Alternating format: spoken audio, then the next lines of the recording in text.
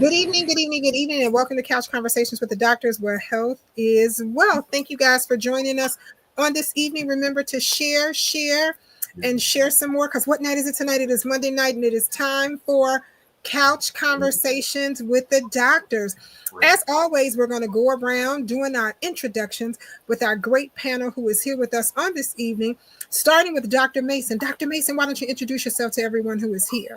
Certainly, I'd love to. And thank you very much, Nikki and Congressman, for this platform.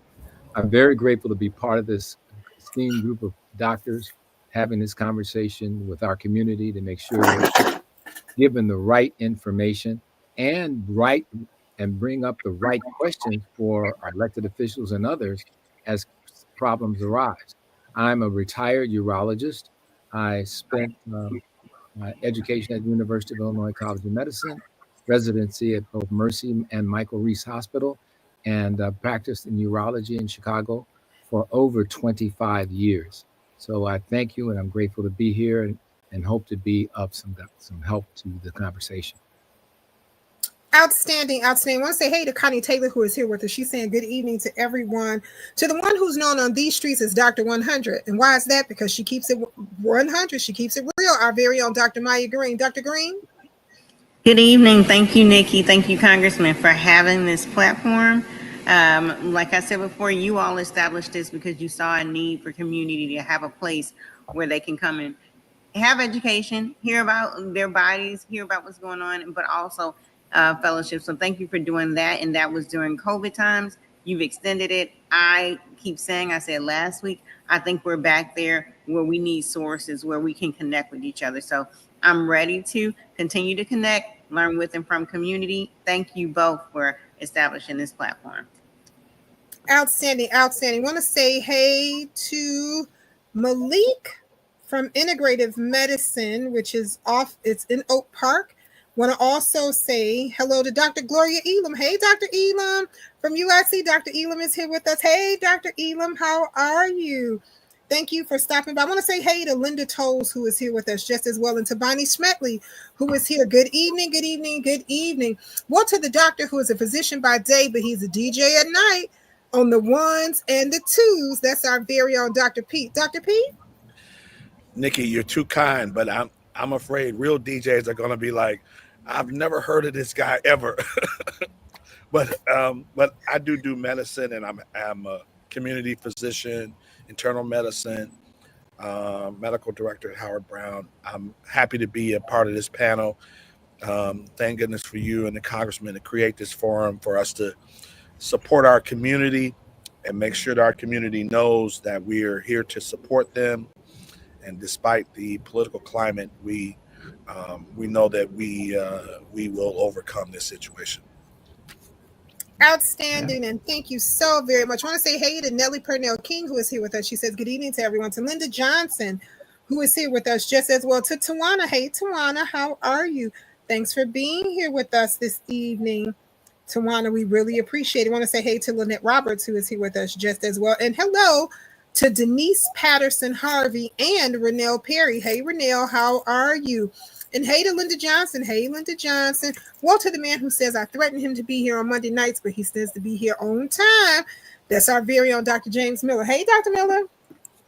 Good evening, everybody. I want to say thank you to Nikki and to Congressman Davis for providing this platform and allowing us to join together on Monday nights and discuss issues and problems and things that are need to be discussed and need to be things that our community need to be informed by, so that we can be better prepared to move forward during these difficult times. You know, I was my son sent me a little clip over the weekend, and this was from it was about a news reporter who did a short summary on this doctor who's in Baltimore, who's a family practitioner there, and he's his concern is mainly to make certain that everybody that comes into his office gets care, regardless of what their situation, their finances, whatever they are. And so as the story went, he had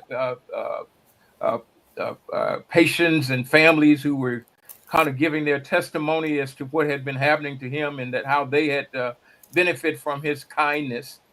And as it would have it, at the end of the story, he was diagnosed to have cancer. And during the time that he was diagnosed, he was without insurance. And the community decided that, hey, we can't, he's been there for us and we got to be there for him. And they came together and they did a fundraiser and they made certain that they raised enough money for him to be able to get the care that he needed. And in the end, he said, you know what? I don't care about the cancer. I need these people and they need me. And I think that this is sort of how I think we see it as we practice medicine. We like what we do and we enjoy it, and it create a certain amount of joy in our lives to be able to share and to be able to help the people that are in need of health care. And it seemed like during these times now that this may become a bigger issue. So we're going to have to probably dig a little bit closer and pull a little bit harder, but we're going to get there. So I'm a retired physician, and I retired in 2019. But again, I'm still interested in healing our community, and I'm here tonight to do what I can to continue to contribute to the healing of our community. Outstanding, outstanding. Well, to the man who makes this possible for us each and every Monday night, to the one who teaches us that true wealth is our health, that's our very own Congressman of the Illinois 7th Congressional District, Congressman Danny K. Davis. Congressman? Well, let me thank all of you for being a part of the discussion. And you can't talk too much about medicine and health, or health and medicine. First of all, most of us spend a good portion of whatever it is that we earn on health care. More than 20% of our gross domestic product is health. And so many of us spend at least that much of our earning, and many people spend much more, much more. The price of pharmaceuticals is off the chart. Mm-hmm. I got a little bottle, cost me $400 and something dollars. This was my portion after the insurance company had paid their share, and after I got a discount. So it makes all the sense in the world to try and stay as healthy as we can. And that's why the information is valuable. We can use it individually, but we can also get more of an understanding of the great big picture. As we were beginning to talk, Joseph, one of my staff persons, came over and said to me, there was an outbreak of measles at Dulles Airport today here in Washington, D.C. And so it is just timely that we keep discussing. And of course, I met with the muscular dystrophy people today. Most of them were from Oak Park. Some were from other places. Tomorrow morning at 9:00, I have a meeting with the National Association of Health Centers who are in town advocating and lobbying, led by the Illinois Primary Health Care Association in terms of the group from Illinois, but they're actually from all around the country. So thank you all, and we are ready to go. I see Dr. Peter's doing, Dr. Hampton. So thank all of you. We got 5 Black physicians in a conversation at the same time. That's there's some states that would have a hard time finding 5 Black physicians at the same time. So right on, gentlemen, ladies.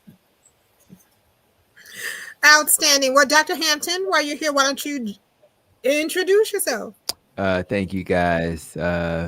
Came a little late. I was doing a live stream with some folk who needed me to join them for 30 minutes. But I am a family doctor in Chicago with some extra training in nutrition and functional medicine and obesity. So work for Advocate Health on the south side of Chicago, trying to integrate wellness principles into our conventional model. And it's been a privilege to do that. Had a patient today, my frat brother, Pete, I want to just share, who, and you've referred some folk my way, and I appreciate that. But I'm going to tell you, man, I had this man who's basically our age. I'm in my mid 50s, and I had an A1C of 12 and saw him 6 months ago. He came back for his second test, and it was down to a 6.0.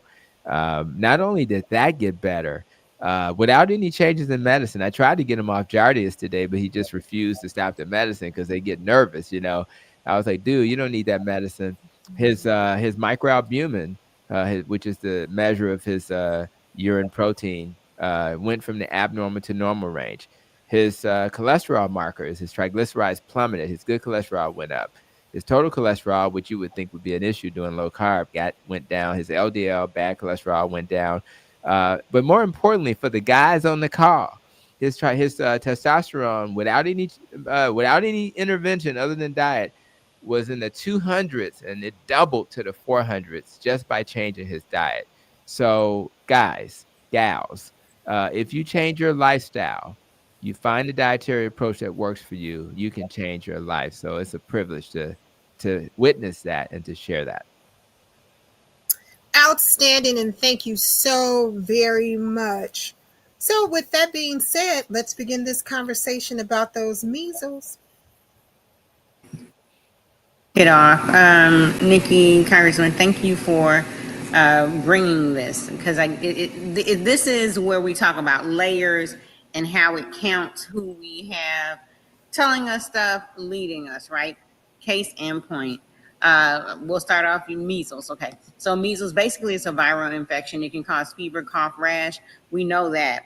And these spots in your mouth, but unchecked, and when it gets severe, it can cause pneumonia, brain swelling, and possibly even death. Measles generally, it can impact everybody, but this is now our babies are in the crosshairs of, I will say, games we've played, you know. So measles generally will impact people all ages, like I said, but like 5 to 19 usually. In this case, this measles outbreak, as of I think last week sometime, we had a total of 222.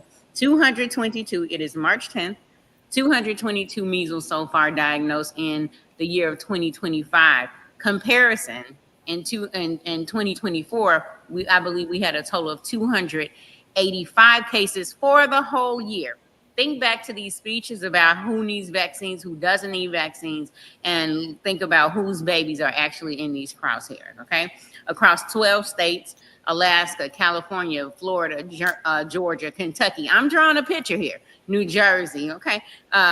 New Mexico, New York, Pennsylvania, Rhode Island, Texas, and Washington. I'm drawing a picture, you know, majority, you know, looking weird. And number one, by far, people without vaccinations have been impacted. 94% of these measles cases that we're talking about, these 222, were for people without vaccination. So when we start talking about people don't want to get vaccinations for their children and all this other stuff, and you know, there was some talk about certain, you know, Black people not getting vaccinations. Okay, you know, now if I got kids and if I got the opportunity, We're going to get that herd immunity. And then most of these cases are also in the chronic places, meaning the people next door to me, the people in my community did not get the vaccine, and now measles is running rampant in our community. So 94% of people who got it without a vaccine, about 4% only had one vaccine, and then 2% had two vaccines. And now people are saying, well, why get the vaccine if I'm still going to get the measles? Vaccinations blunt the course or make it easier to handle, prepare your body for battle. So when measles hits your body can be like, your immune system can be like, don't do that, measles, not here, not today, and not in my community. Without that, we see these communities of people where measles is running rampant, all because we're not getting vaccinated, all because we have made this, unfortunately, wrap this up in political issues. So if those of y'all are talking about you don't do politics, here's an example where politics is doing us. That's it. All right. Well, Tony, you look like you got something to say. You're muted, Tony. Yeah. So it's always going to be politicized. I have a very obvious but mixed opinion. So if I can politicize it just for a moment, I would say there are things I like about some of the language that's being spoken with the new administration. When it comes to Kennedy, he'll say things like, I am concerned about the USDA being funded. Having nutritional guidelines that are not evidence-based. I agree with him on that. He'll say things like the FDA, many of the organizations that they're monitoring are also funding the FDA. And it may be through fees, but there's a disconnect there. He believes that we should get processed food out of the kids' food. So I believe that. The problem is that if you believe vaccines should be regulated more closely and make sure they're safe, that's okay. I think we all agree to that. What we don't agree to is that when you speak the language of discouragement, and you have states like Louisiana saying it's okay not to vaccinate our babies. Now we have a problem, Houston, because the reality is, even if vaccines, all things that you inject in your mouth, have you read the label for ibuprofen or Tylenol? You wouldn't take it if you read it. But we know those things come in handy, so our babies won't have up and down like temperatures, etc., to keep them okay from having a seizure. So when they're ill. So I think if we can change the way we frame things and we encourage people to do what we know has worked, if we had not stopped, if we don't discourage things that we know work, we wouldn't see measles or polio. So I think the preponderance of evidence suggests that it's dangerous to tell people who may not have the foundation that we have in education in these subjects that it's okay not to do things. It's also okay to give people choice, but we must do it in a context of real good information. So I don't want to see measles to come back and become an issue, because people think it's a minor little infection, but the reality is people do die, and particularly our we got fragile babies out there and adults who can be harmed. So that's kind of my perspective. I didn't want to go overly political, but it's very frustrating when we have things that have been proven to work and then we minimize it in the name of our concern if they're safe. So we have to do better how we message things and the tones we use. Yeah, I agree. I think that as we spread information, we have to make certain that those that receive that information understand it, and that it is given to them in a way that they can make really intelligent decision. Information can be can be very useful, but information without if you don't have adequate information and you don't have the basis, that information may be harmful, because it may lead you to do something that you should not do. I mean, in this situation with measles, this was a problem that we weren't seeing for a while, and So I think that the responsible thing to do here is that we, as a community, as a country, we have to make certain that those that may be vulnerable, that we're doing some extra educating, so that they do know and understand the choices that they are making, and that they're not making. I'm sure that nobody want to really do anything to harm their children, but if you don't know that what you're doing is going to harm them, or you don't know the long range consequences, then you may make choices that are detrimental as opposed to being beneficial because of your fears and your misunderstanding of some of the other things that have been said. So we have to figure out how we can make certain that people understand it fully, as opposed to giving them information and putting them in dangerous situations. As much as I want to believe that this is not done to intentionally hurt certain communities, but unfortunately, history tells us otherwise. So there is value to certain people in having other communities be confused. So if I can create this sense of doubt about, well, why are you taking that vaccine? What's the real purpose of it? And then a certain community can see really unexpected or maybe even expected deaths as a result of not adhering to evidence-based medicine.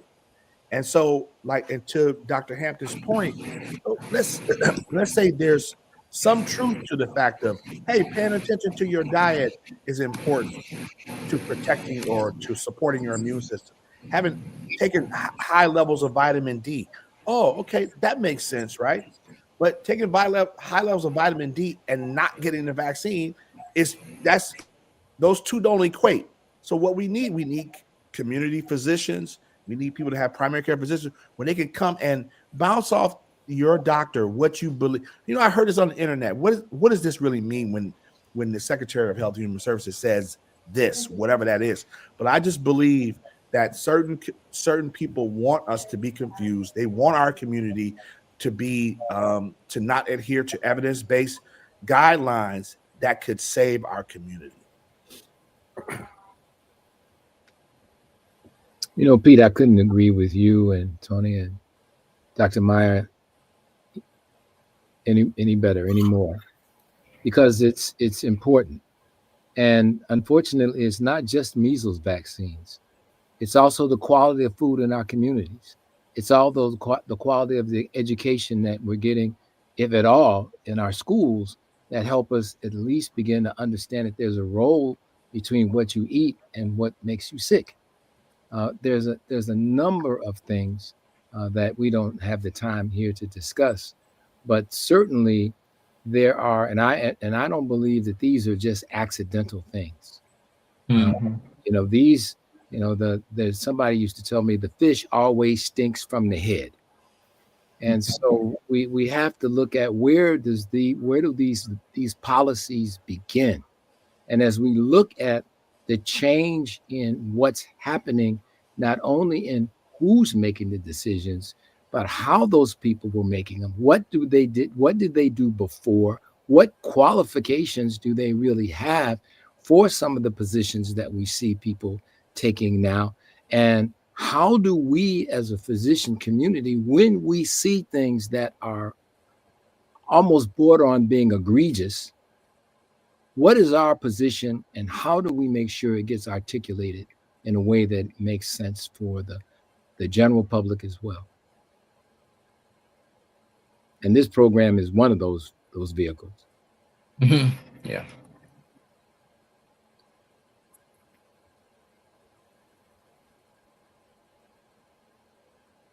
I didn't mean to shut it down, guys. No, you didn't. I was having some problems trying to get my mute back off. This is simply fantastic. I want to say hey to Dorothy Murphy, who is here with us, and to Tina Hammond, who is here. And of course, Tina Hammond is calling the crew to come out. She's saying Shirley Johnson, David Johnson, and Nikki Campbell.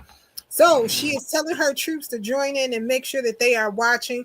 Just as well, we have an anonymous question that says, Dr. Maya, Could this be coming from those who are coming to the United States who are not vaccinated now?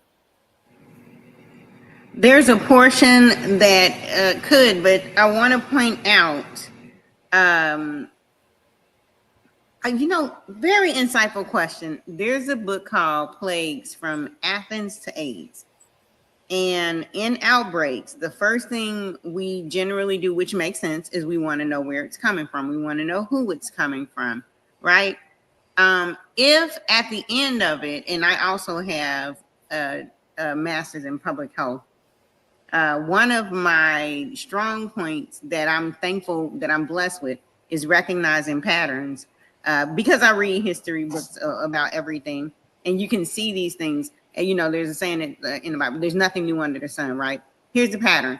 When we are impacted by small viruses or small antigens that cause this, the first thing we do is look for the source, which makes sense, right? One of the things we do is look for sources other than our own.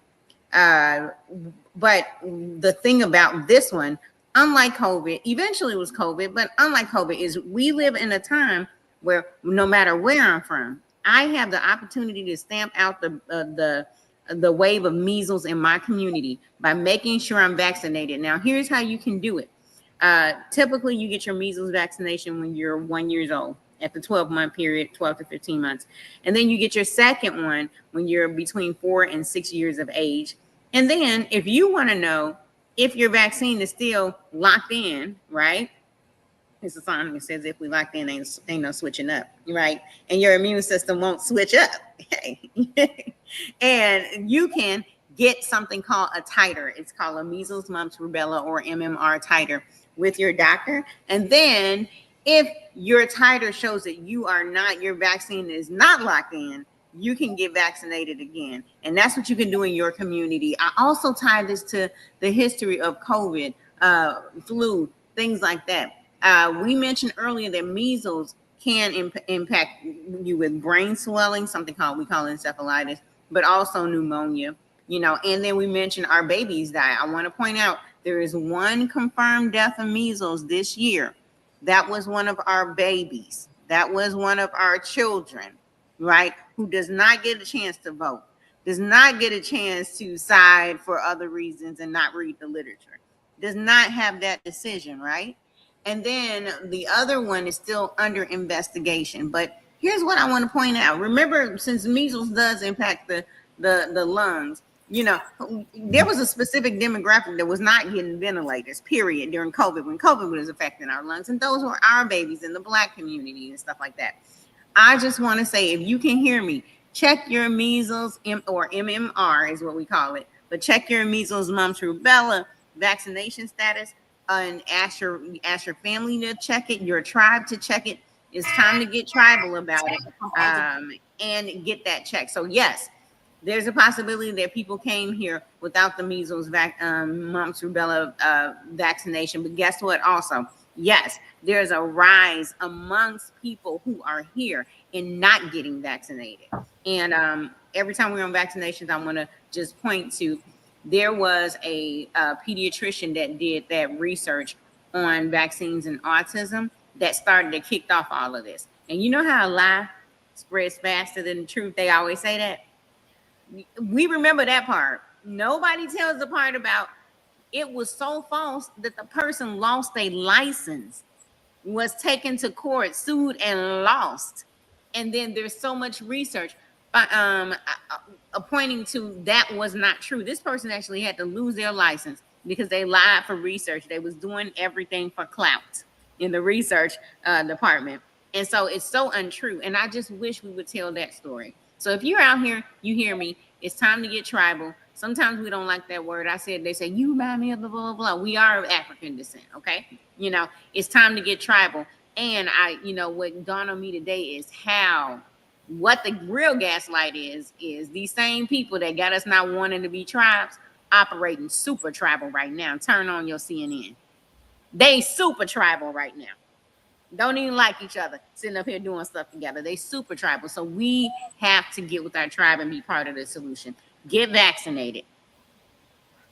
So, Dr. Maya, you just made my text messages start blowing up when you made that statement about it's not true that that's what it comes from. But it leads me to our next anonymous question that says, what do we do about those who choose not to vaccinate their children and send them to our local schools? They put us all in danger. Is there a policy that should be written in reference to this? Want to say hey to Tina's doing the call out. All right, Tina then woke up Father Flake. Tina doing the call out. All right, Tina, want to say hey to my godson, Marcel Jackson, Action Jackson, who is here just as well. And Revy, hey, Revy, how are you? And Revy's calling on Colette to come join us just as well. So, Maya, Dr. Tony, Dr. Mason, Dr. Miller, Pete, how do we answer that question? Is this something that our doctors feel that maybe policy should be written? I mean, what do you guys think? Well, I can start. So first of all, I think you have to approach community in a sense of how do we do the greater good, right? So while I can't force a parent to vaccinate their child, I can provide them with excellent information from providers or physicians that are culturally competent and understand how to deliver that information in a way that they understand and that they respect. Even if you decide not to, agree to the guidelines, I at least want you to know the truth. And we can, you can decide to disagree with it. Now, that's that part.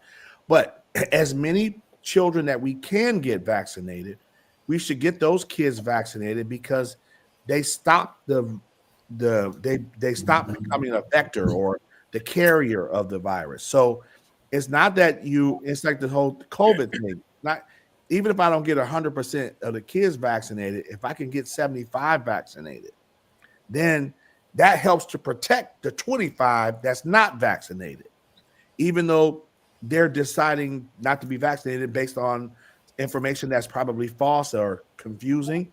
But so you want to vaccinate as many as you can. And how you do that is just provide really competent information delivered by providers that look like that community. And I'll add that the key word is let's have respectful conversation, because, and I always, like, for example, if somebody comes to me and I have a completely different perspective than most clinicians and they're like concerned about something, I say, well, tell me what so I would say, why are you concerned? Open-ended discussion. And then if they then say, I already know I got an answer for him, but I'll do what Dr. Maya did. Well, did you not know about this doctor who lost his license? And so I just start with respectful, not trying to convince them, but just saying, listen, I respect any decision you make. I just want to make sure the decision is based on reliable information. And I think that's really important, that we respect people's perspective, because we've all come to where we are based on our life experiences. So I can't assume that a person doesn't have a good reason not to do the things I don't agree with. And then from there, we accept that we can't control others, but we do have an obligation to have a conversation. And once they make a decision that doesn't align with the decision I would agree with, it's almost like when I go speak publicly. I'm not going to get everybody in the church to join my tribe. But if I can get 30%, I'm not going to stay at that church. I'm going to go to the next church and try to get another 30%. And then I'm going to go to another church and get another 30%. So to me, that's a better model where you're likely to find success, because if you talk to, it's just like talking to a Palestinian and someone from Israel. They have very firm beliefs about what they believe in terms of what's right and wrong and how things should go. So you have to be very careful when you're having a conversation with somebody with these beliefs that they have. Understand where they came from, try to provide clarity, And if it doesn't lead to the change you're seeking, live with that and move on to the next person. Yeah, I joined late, but I wanted to chime in. I don't know what the topic is for the night, but as I listened, one of the things that I thought would be helpful to do is to provide some context in terms of where we are and how we got here. And we have an administration who's in power for the second time, but it was the same administration, and actually the leadership from the White House that helped coin this term alternative facts. And so when you got people that are telling you facts that are alternative to what other people know to be true, then you're going down that rabbit hole. And so that's what's happened. A lot of people are listening to people that have no genuine credibility. They're not basing things on real science, but they just have some alternative facts that they want to present, and that's created a lot of confusion. Again, using COVID, there was this talk about herd immunity. So we should know by now, if you get a majority, in fact, if you get anywhere from 75 to 80% of a population immunized against something, it's less likely that it'll spread. It's less likely that those people will get it severely ill and die. It's less likely that, and it's possibly likely, if we had achieved herd immunity with COVID, that we'd be talking about just the flu right now. That's a possibility. We wouldn't be talking about COVID because COVID wouldn't have been able to spread so rapidly, and eventually there'd be no COVID. But now we're learning to live with COVID. So there is a danger in listening to alternative facts and taking them as the truth. Alternative facts are not the truth. All right, one of things. Oh, I'm sorry. Go ahead. Oh, go ahead. Go right No, ahead. just one of the things that we see that this new administration is doing is really having some issues with the public health infrastructure for the United States. And that worries me a great deal. And also some of the research institutions that are there to validate whether or not things that we're putting out have been appropriately tested. And I'm just concerned about the leadership that's moving that and creating an opportunity, Joe, to use your time, your terminology, to have alternative facts. And we have to be very, very capable for this because, we used to say, in God we trust, all others must have data, and the data must be verifiable. And so I'm not sure, given what's happening now and the climates that is being produced now, how successful we're going to be able to be doing this. And for those of us in the public health, and I've spent some time as a public health official, both for the city and for the county, it is critical that we have these resources to be able to create the scientific models as well as look at the evidence in a completely unbiased way, to be certain that the things that we're doing first do no harm, and secondly actually do what it is that we choose to do. So I'm concerned when I see the kinds of people that this current administration is either eliminating certain whole parts of or departments, or certainly not supporting to the level that we've been accustomed to the kinds of things that we need to ensure our safety. One of the they're tough pills to swallow, because if you know anything about change, you know that it is often evolutionary, meaning that you've got to keep doing something over and over and over again in order to generate the results that you're looking for. And if you look at research and the role that research has played, without the research resources, You can't do the research. And if you don't keep trying to come up with things that might work better than whatever it is that you've been doing, then you don't get beyond that.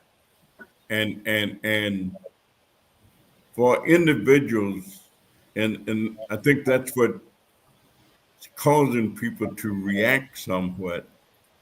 Many of the things that exist now did not exist a few years ago.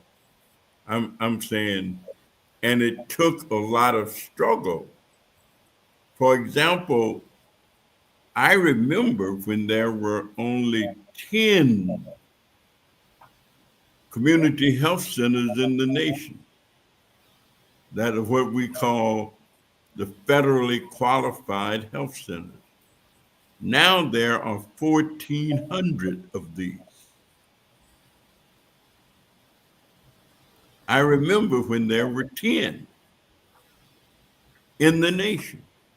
And so, in order to get to this 1,400, a lot of people paid a lot of dues, did a lot of work, made a lot of sacrifices, did a lot of cajoling and everything that you could possibly do.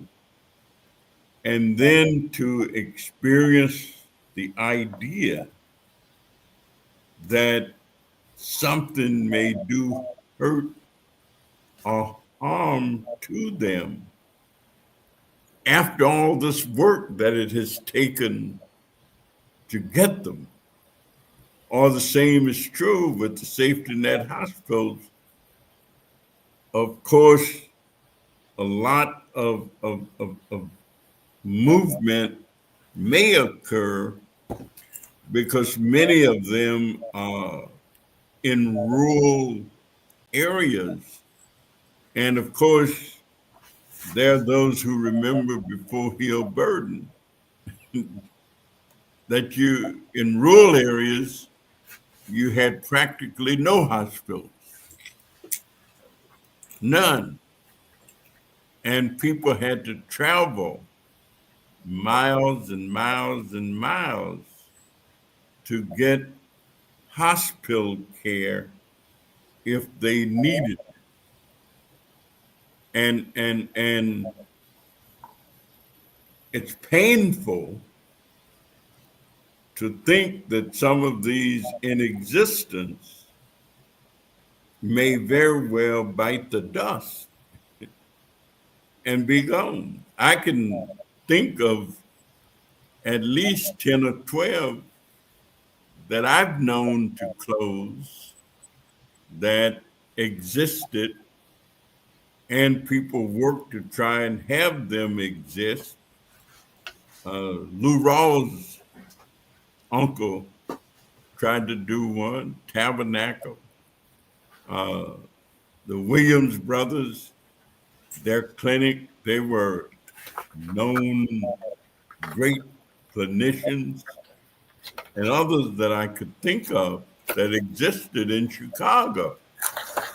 Doctors Hospital over in Hyde Park, Illinois Central, Franklin Boulevard, whole bunch of them, different. So it is kind of leery to think that these resources may get taken away.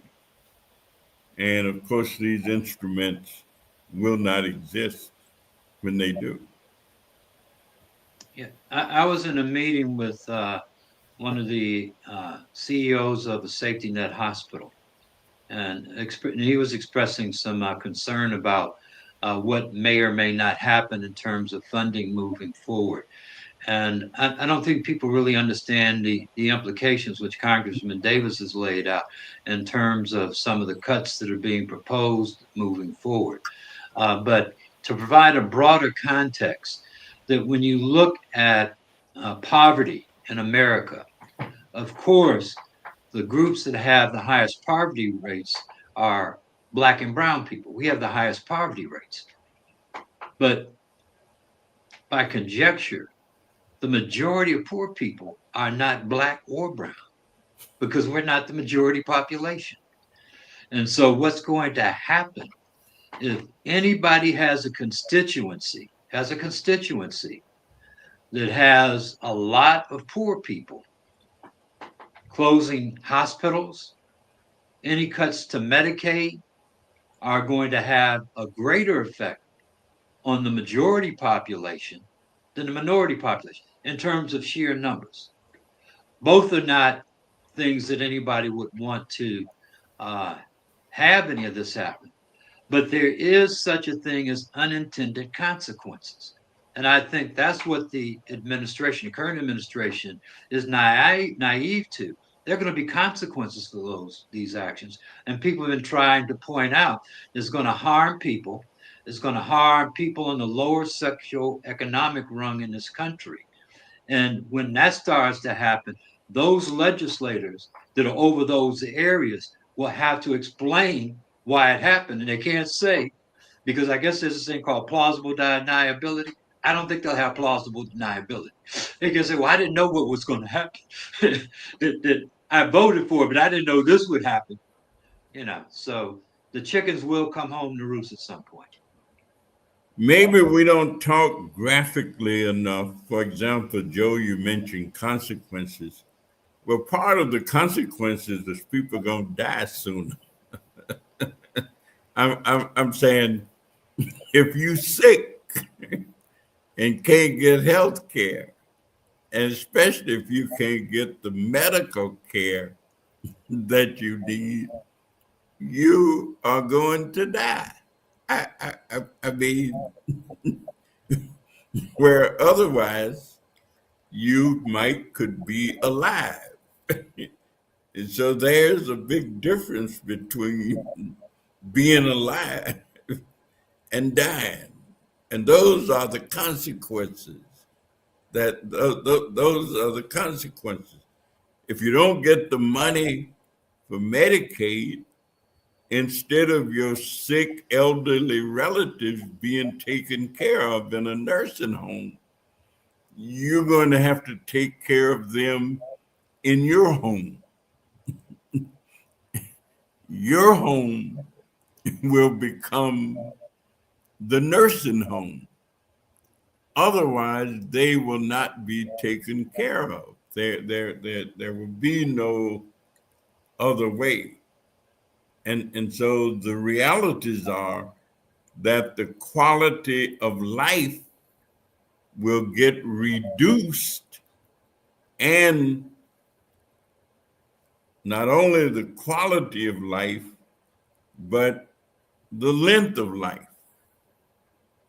may be seriously compromised and reduced after we've gotten to the point where people are now living longer than they used to.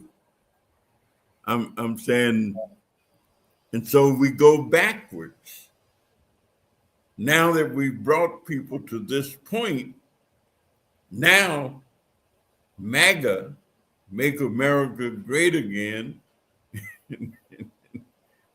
we'll go backwards and won't live as long. Even if we're doing the best to take care of ourselves. I just like to maybe bring America up again, wasn't that great to begin with. With some of the equities existed before this. I mean, they've been exacerbated, but so maybe America wasn't as great as people think it was. Well, definitely wasn't as great for everybody. It may have been awfully good for some folks, but it wasn't great for everybody. I'd like to bring up this fact. I think, Joe, you brought up the fact about this alternative truth, alternative fact. And it seems as though when people bring up certain things that are not true and it gets out in the air, it seems to spread at a rate that is so much faster than the truth. And it seemed to be one of those things that is very difficult to now get under control and to make certain that people understand that it is not the truth and that they need to, be careful about it. And I'm not certain what it is. What is it? I mean, isn't this is something that it happens in general in society?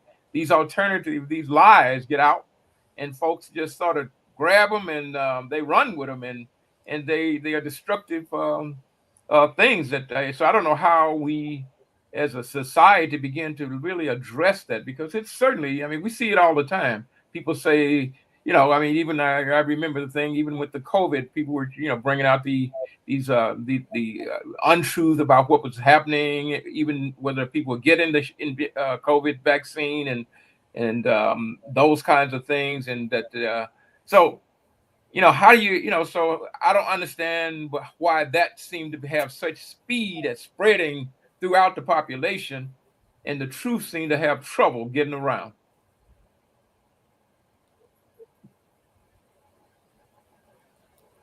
All right, the truth is having trouble getting around. I love it. I love it. Well, Tina Hammond says everyone is dropping gems.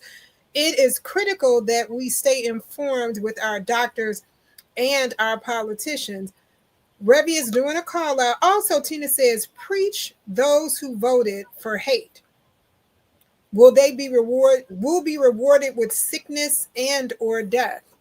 So you are absolutely right.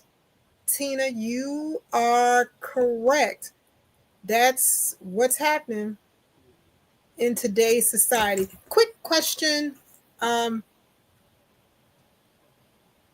this also stand true for the shingles vaccine or even additional vaccines such as diphtheria?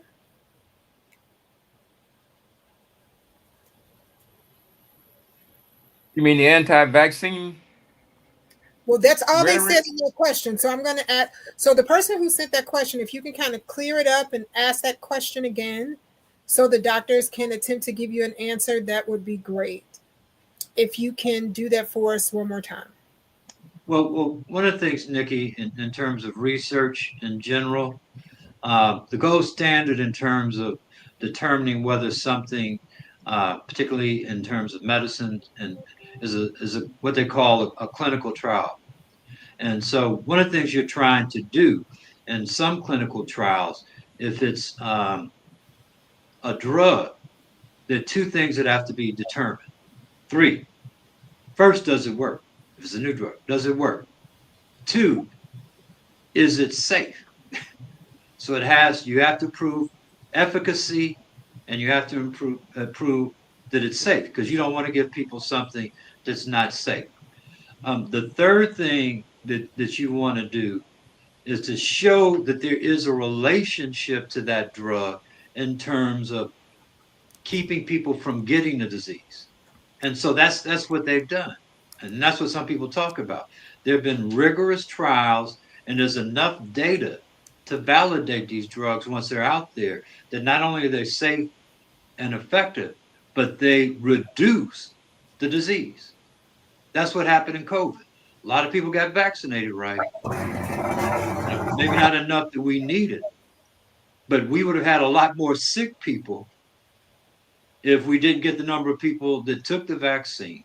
And it probably, and you probably remember during COVID, and sometimes even during flu season, and actually it happened this year, emergency rooms in Chicago were full, not because there was emergency, they were full with people that had the flu. So in terms of drugs, we can trust them if they've gone through some rigorous process that's actually proved that they're safe and effective. In addition to that, they actually work as they say. But Joe, let me ask you, are we increasing and when I say our, I mean Black participation in clinical trials? It's increased, but not to the extent that people want to. But up until this recent attack on diversity, equity, and inclusion, there were specific efforts to increase enrollment of underrepresented minorities, and in some cases, women. More men participate in clinical trials than women's. Most of the initial research around hormone replacement therapy was based on data from men. The Women's Health Initiative, which I worked on when I was at Rush, it was the first major clinical trial that looked at hormone replacement therapy exclusively in women, comparing women to women as opposed to comparing them to the general population. So the number is no. And there's a lot of reasons why. I'm not going to cite all the reasons, but there's a general and it should be expected a reasonable distrust of authority for Black and brown people in this country, given their treatment. And so they're less likely to take a chance. We did a lot So of the things. numbers are better, but they're not where they should be. We did a number of things trying to get more folks involved in clinical trials. Part of the reason investigators that look like the people that are running the trial. And many of us have tried to do that, but I wanted to say this very quickly. One of the things that we have to remember, and I said it earlier today, is that a lot of the infrastructure, a bit of that infrastructure that is important, not just to have a clinical trial, but to fund the clinical trials, to encourage the clinical trials in the institutions that have the wherewithal to properly do the clinical trials, and then make sure that they have the wherewithal to make sure there's adequate inclusion of all kinds of groups in order to validate whether or not it's going to be able to work well in a population-based sort of way. So the thing is, I'm very concerned because this may be a moot conversation if we don't have the control of the institutions that have traditionally been the places where a number of these things started or germinated from. And with what I'm seeing in the new administration, that there is not that sort. I don't see, and if I'm wrong, if my colleagues would be so kind as correct me, but I am not seeing that same sort of opportunity being expanded, given what we see in the new current model of, as Congressman Davis said, the MAGA agenda.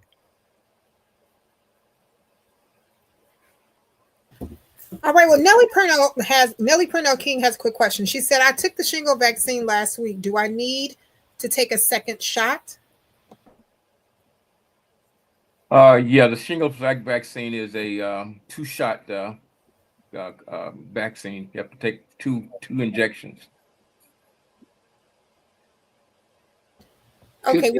We also have a person who just shared, if I recently had shingles, should I take the vaccine? Or if so, when do I take the vaccine? That's a good question. Yeah, having had shingles does not necessarily eliminate a need. Now, I don't know. I don't remember the exact amount of time you need to wait before you get evaluated to determine whether or not you ought to be you should receive it. Doug? Yeah, I can't say that I know for a fact, but I'm guessing it's probably around 6 weeks or so, because that's how long it's going to take your immune system to kind of reset after this infection. And if you have open sores and the scabs haven't fallen off, it's still too early. So I think pretty much your skin has to heal before you restart. Okay, awesome. Well, I know you guys hate when I say this, but it's our time. So with that being said, we're going to go around and do our until next Mondays. And we're going to start with Dr. Mason. Dr. Mason, you're until next Monday. Until next Monday, sort of stew over what you've heard today and what you've heard in some of the previous sessions. And I'm grateful to the congressman and to, excuse me, putting this together, as well as my colleagues who share time here. So I'm grateful and hopeful that this has been a blessing to you and given you some information with which you can use to fight the agenda that we know is not correct. Yeah. Outstanding, outstanding. Well, Dr. Miller, you're until next Monday. Well, I think we need to remember that you have to take on some responsibility for yourself, and if you're a parent, for your family. And I think that the only way that you can be responsible is that you have the all needed data. And if you don't have it, that you seek someone who has the information who can help explain it to you in a way that you can now understand and make a informed decision. It's not good to make a decision without being informed and having an understanding of what it is that you're about to do, the consequences, and the consequences of not doing it. So be responsible for yourself. Don't let what you may have heard from somebody that you don't even know determine how you behave. But go to somebody that you know, or choose a physician that you can trust, and ask them and discuss that information with them, as opposed to just something that you saw on Facebook, or something that you heard on some other kind of a modality to make those decisions. Make certain that you're getting reliable information to make your decision from. Outstanding. Well, Dr. Maya had to step off, and she said, thanks to everyone. I'm sorry I had to jump off early, but thank you. Wanted to just remind you guys that 222 confirmed cases in the first 12 weeks of this calendar year. Compare that to 285 cases for all of 2024. Let's do what we can do to stop measles in our communities. Please get vaccinated. Want to say thank you so much for her until next Monday. Dr. Hampton had to jump off, but he said he would see you guys on next week. Connie Taylor is here, and she says she totally agrees with you. Well, Joe, you're until next Monday. I've got to. They'll be brief. The first is I'm not going to quote Frederick Douglass, and Dr. Pete did that last week, but I am going to say power concedes nothing without a demand. So keep that in mind moving forward. The other thing is we talked about a couple of things, but I'm going to say that the truth will set you free as long as you don't pay attention to alternative facts. All right. Well, Doug, you're until next Monday. First of all, I'm very, very sorry that I missed so much of this conversation because it seemed like a very powerful conversation. But I want to, follow Dr. Miller's lead and say the decisions have to be data-driven, not dollar-driven. And we're now in an administration that is dollar-driven. There is an endless supply of research that shows that there's no link between autism and vaccinations, and yet we're going down that pathway again because somebody is making money off the research and off the idea. Don't be persuaded by the dollars. Take a look at the data. And that means when you see an advertisement, understand that they're very, very sophisticated in prying you from your hard-earned dollars, and that you can't do this based on your feelings. It has to be based on the data. It's hard, but it is worth finding it because it will, as Mr. Harrington said, it will set you free. And it won't cost you nearly as much. All right, absolutely. Well, Congressman, as always, take us home. Well, there's so many things going on, and just I was thinking, I've got 3 meetings before 10 o'clock tomorrow, 3 different groups to speak with and interact with. And that's going on not only here, but all around the country. It's really going on that people are being activated, they're motivated, they don't have all of the answers to anything, but they know that they are trying. It's a furor, it's a frenzy, and people are asking questions that they can't get an answer to, but they already know the answers themselves, and so the interaction is the good thing that's going on. We have locally the same thing. As a matter of fact, we've got town halls coming up. We've got one for Women History Month on the 23rd at the Character Centenary AME Church in a specific community, the North Lawndale community, and looking at some of the outstanding women who have provided tremendous leadership in that community that many people don't know about and don't know the influence and impact that they have had. And so I guess all that we can really do is continue to struggle, continue to learn, continue to lead, and never give up. You know, Jerry Butler passed away, and one of Jerry's songs was "Never Gonna Give You Up."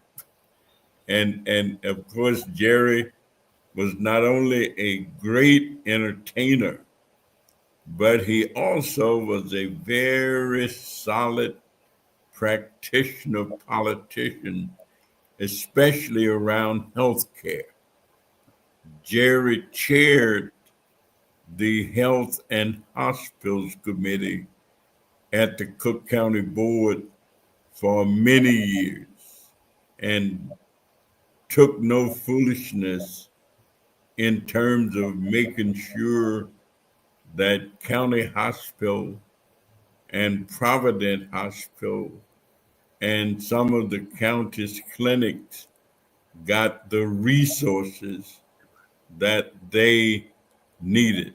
And so Jerry was a top flight guy.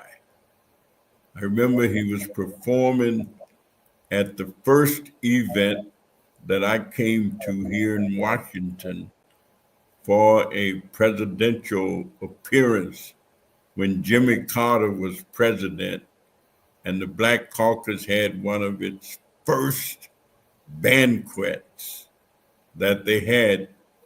Jerry was singing Moon River, and the president's handlers were trying to get the president on the stage. And so the guy was asking whoever was in charge of the caucus, so what do y'all want? The president of the United States or Moon River? And somebody hollered, Moon River. so, so I just wanted to do a little tribute to Cook County Commissioner Jerry Butler, a premier human being, great entertainer, great personality, grew up in Cabrini Green, where the low income people live, the poorest of people. But he and the Impressions and all of those guys just made life better for not only themselves, but those who benefited from their music. So thank you all until next Monday. And we just keep working on issues and problems and needs and hopes and do the best you can. So thank you. Have a good night. See you next week.